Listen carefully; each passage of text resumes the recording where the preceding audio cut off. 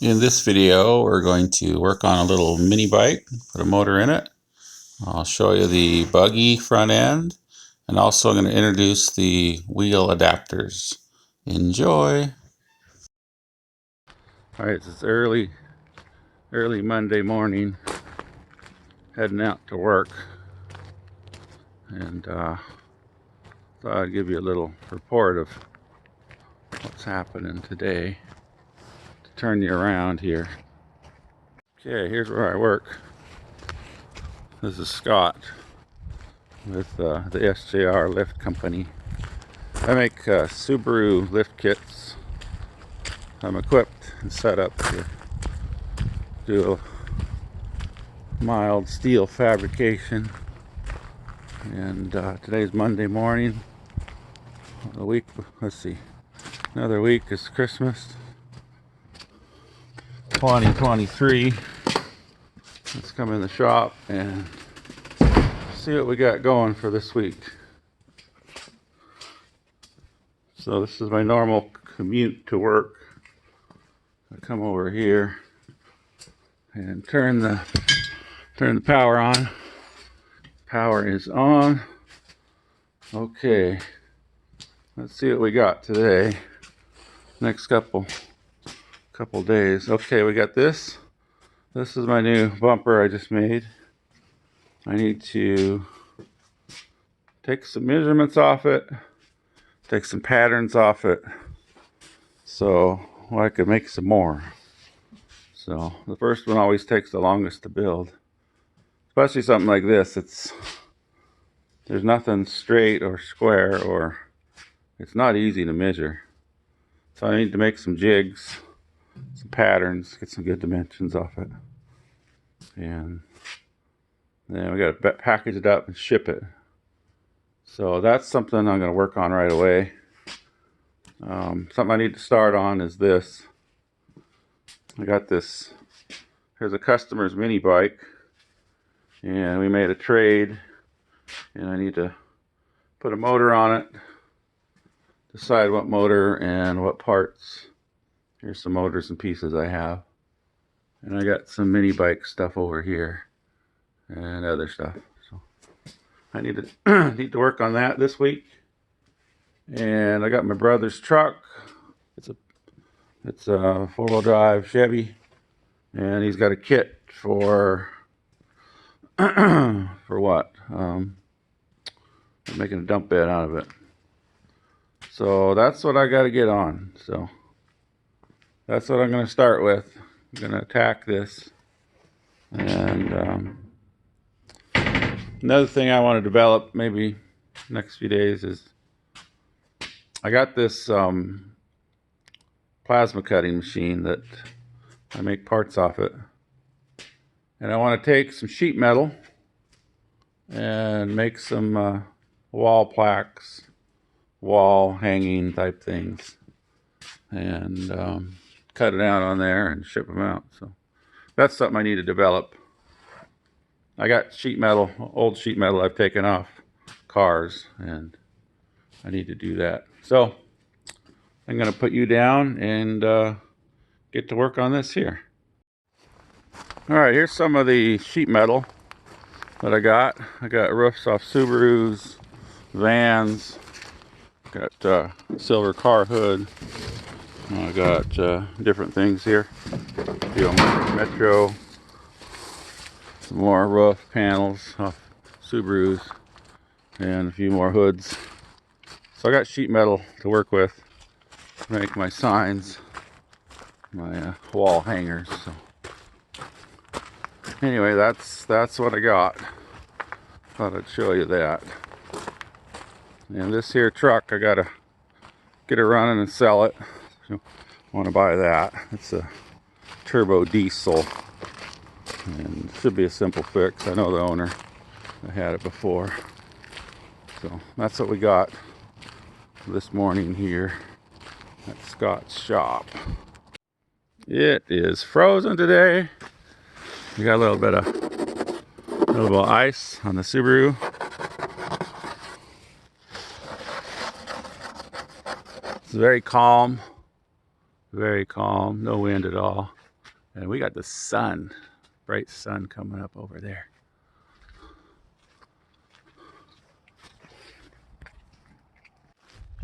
All right, it's been another week, and give you a little report on this week. This week I developed some wheel adapters for the Subaru. On the older Subarus, they're a 4x140 bolt, and that's a very it's a pattern that nobody uses. There's only been a couple cars through history that use those, and I'll show you. So this here is the Subaru 4x140mm pattern. And they came on the older Subarus from like 80 through, I don't know, 89. So I sell Subaru lift kits. I've been selling them for the last almost 20 years. Well, that's not true, 18 years. And people are putting lift kits on these old Subarus, but they want bigger tires. Those tires I just showed you there, those rims are 13-inch. And people want to run, 14s or 15s or different patterns. So I made a kit to help with that. So I'm going to show you a little video about that, a little 1-minute video, and there'll be a link in the description where you could go buy that. But I can also show you this. Here's my buggy. Okay, it's a little different than last video. Okay, my brother and I, Raleigh, we took that, trying to do this backwards here. We took that quad front end and put it on there. So I'll be showing you that. So that's what's going to happen in this video. Oh, and also I got a mini bike. I got to fix up. I don't know if you can see that, but it's in there. I did a trade with a guy, and I got to come through on my end of the trade. So I'm going to be working on the mini bike. Okay, here's a product from SJR. This is the older Subaru style 4x140mm. And you pop out the 2 stock studs, put in the longer studs, and then take the adapters and take the 2 stock lug nuts. They secure it down, and then the 2 longer studs are your new studs for the 6 bolt. And this will convert your 4x140 to Toyota 6 bolt, Chevy 6 bolt. So there you have it. You get 4 adapters, longer studs, and there you go. Alright, let's get this mini bike on the table. Get the motor out, see if it's any good. So this old motor I've had for about 1.5 years. It's Briggs & Stratton. It's a 5-horse. 5-horse. It came off a rototiller a guy gave me. And what was wrong with the rototiller was the front drive system. So this should be a good motor. Got some good compression to it. It's the flathead variety. This is the type of motor I grew up with when I was a kid. That's what all the lawnmowers had, and all the rototillers and edgers, mini bikes. They all had the flathead. So when I was in high school, I took one of these apart. It was the same basic motor. It was a 5-horse Briggs & Stratton. And in like, I don't know what it was, junior in high school, I took a class, I think it was called small engine repair or something like that. But we were each given one of these motors. And in the class, we tore it all apart, and then we put it all back together, and then it had to run when you were done. And so I remember that class. So I've been around these type of motors my whole life. So I want to check that out. Okay. And then the frame, I want to see if this fits in it. He said he had a Predator in it. It had a 6.5, a Predator 212 in that frame at one time. So this should fit in there. I think I have enough parts to put it together. So we'll find out.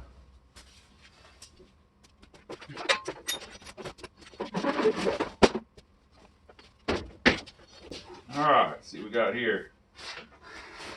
All right, we need some kind of block to hold it up. All right, let's get some wooden blocks.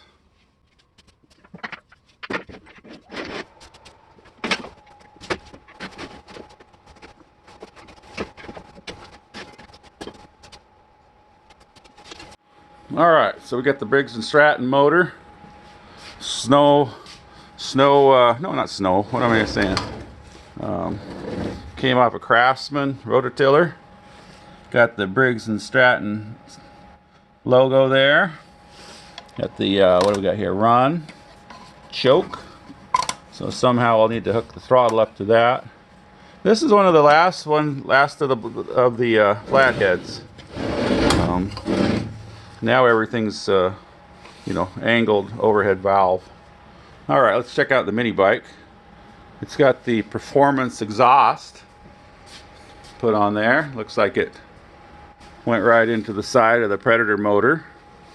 It's got the extended foot pegs. It looks like these are probably maybe originally there. Chain tensioner. It's got the chain. Oh, chain's still in good shape.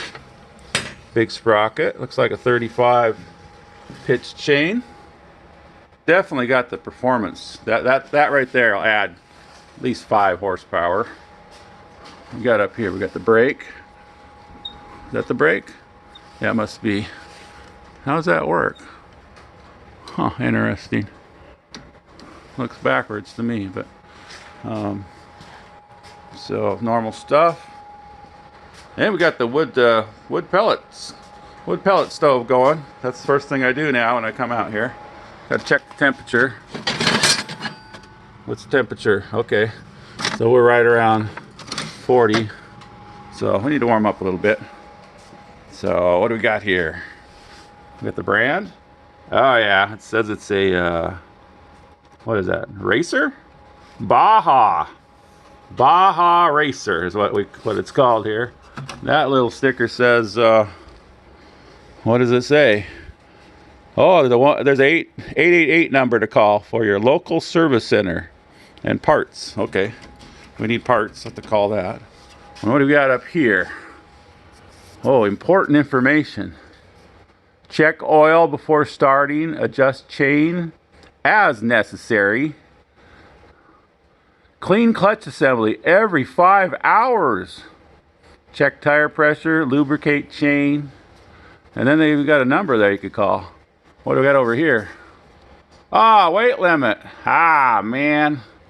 I won't be able to test drive that thing. So it looks like we got a good little machine here. The rear tire won't hold air. I tried pumping it up the other day, so we'll have to change that out. Got some kind of a disc brake here. That's a good looking brake, mechanical brake. So, and by the looks of it, looks like originally it had that bolt pattern, which probably was the 3.5 horse. 3.5 horse, I'm guessing, or something small. And then this here, I'm guessing that's when they put the Predator motor on. So it looks like we got some options. And it looks like with these holes, there's no motor adjustment. So that's probably why they put that on there. So the rear wheel, see there's no adjustment here for the chain. And with these, there won't be any adjustment either. Also the motor's hitting that and pretty much hitting that. So in this setup, there's no adjustment on the motor. So I guess we need a tensioner. Okay, so there you are.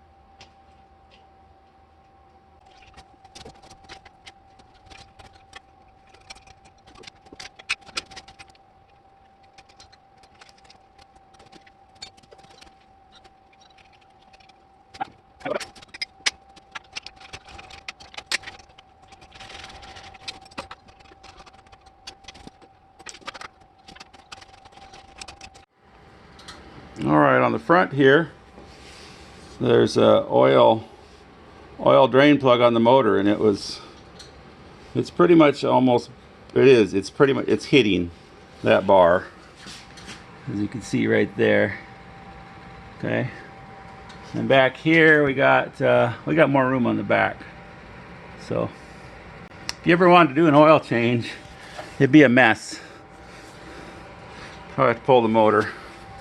So I think that's looking pretty good. It fits the frame nice. Okay, I had to change the bracket here. So, but there's plenty of room here. But I won't worry about the fender till we get a tire, because I don't know what size tire is going to go on there. This one here is a 6. What is it? 145? Yeah, 145/76. So it's a 6-inch rim. I probably have a tire like that. And what's the front one? Front one is Carlisle, or maybe Carlisle. I'm not sure. And it also, what is this one? This one's a 15/6 NHS. Nooksack High School. That's what that means. NHS. Okay, so this one's holding there. I pumped these up, what, 2 weeks ago? That one holding there. This one went dead within a minute. So now we got now we got to get the clutch. So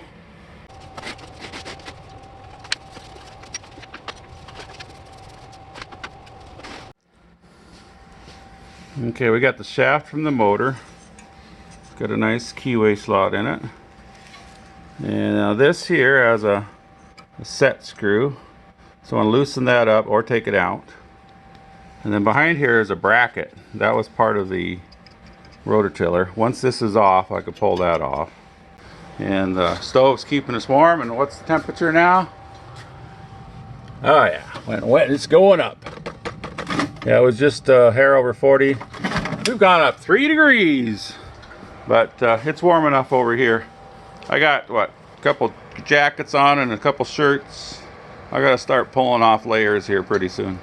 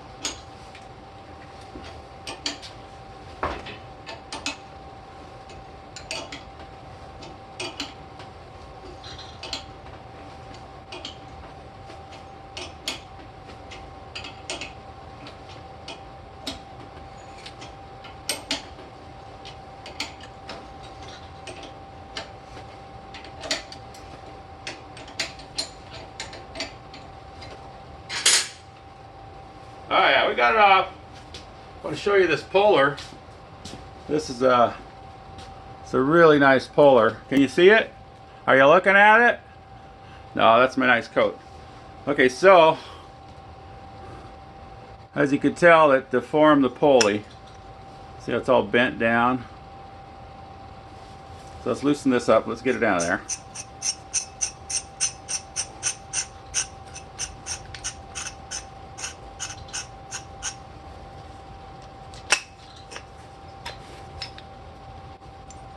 Now this is really real common on lawnmower type stuff, that the pulley is not going to survive. They're really cheap pulleys. And this one, who knows, this might have been on there for 20, 30 years. I don't know. I don't know how old that rototiller was. So anyway, I will save it because I have a lathe, and if I need this kind of a boss on something, I could lathe this out. If I really needed this pulley, I could straighten that. So I'm happy with that. I'm happy that's off. And I'll show you my my puller. This here is a Proto number 4011. This is an excellent puller. And like I said, I've had it for probably 40 years. I used to help my uncle move houses. And when you move houses, you know, move the whole house. We put wheels under the house. I found this in the basement of one of the houses we were moving. And I grabbed it and brought it home. But it's quality. And you have to have something like this to get a job like that done. You have to have good quality tools. And Proto is an excellent quality. This clutch here is a used clutch. I don't know the history of it. It kind of fell apart in my hands. I don't know if there's a piece missing or what, but normally they don't fall apart. Here's a good brass bushing. So the way these clutches work is that key locks onto the shaft, and then as it goes faster and faster, the centrifugal force pulls these weights out, and then those weights push against the drum. That's how it works. So that's perfect to be loose like that. And then as you speed up, it'll lock in. So, oh, look at it. It says do not run without a cover. Alright, let's see if it fits without any filing or cleaning.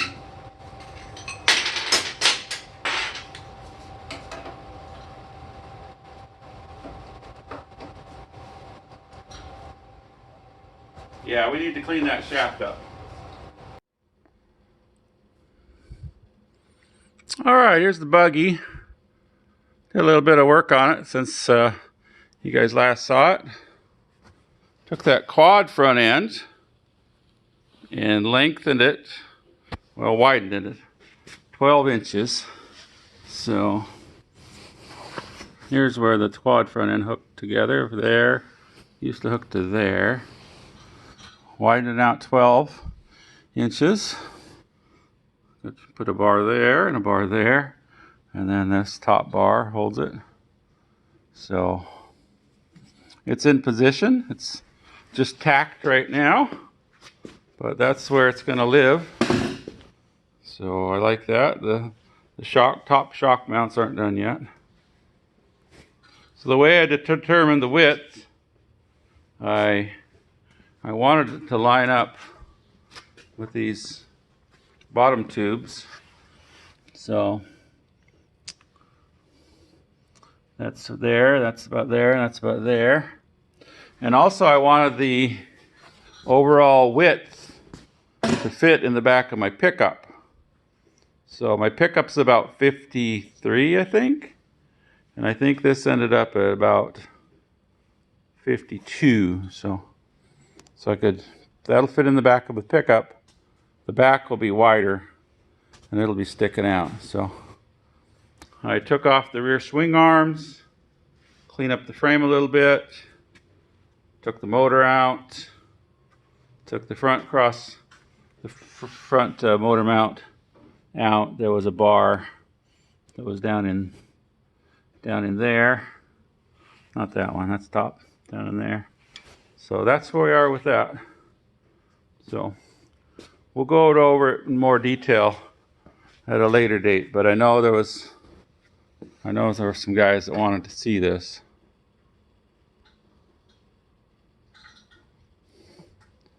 So there it is. That's what it's going to look like. The rear axle, not sure where it's going to be. Just matters how much room behind the seat we have and what motor we go with.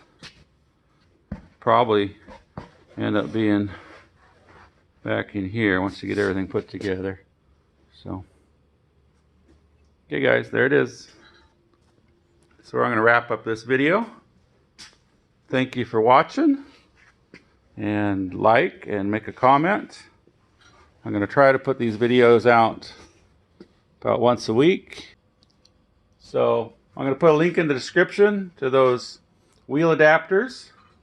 If you have an old Subaru with a 4x140 pattern and you want to put some more modern wheels on it, 6-bolt Chevy Toyota pattern, that kit will work for you. So I'll put a link in the description for you on that. And thanks for watching.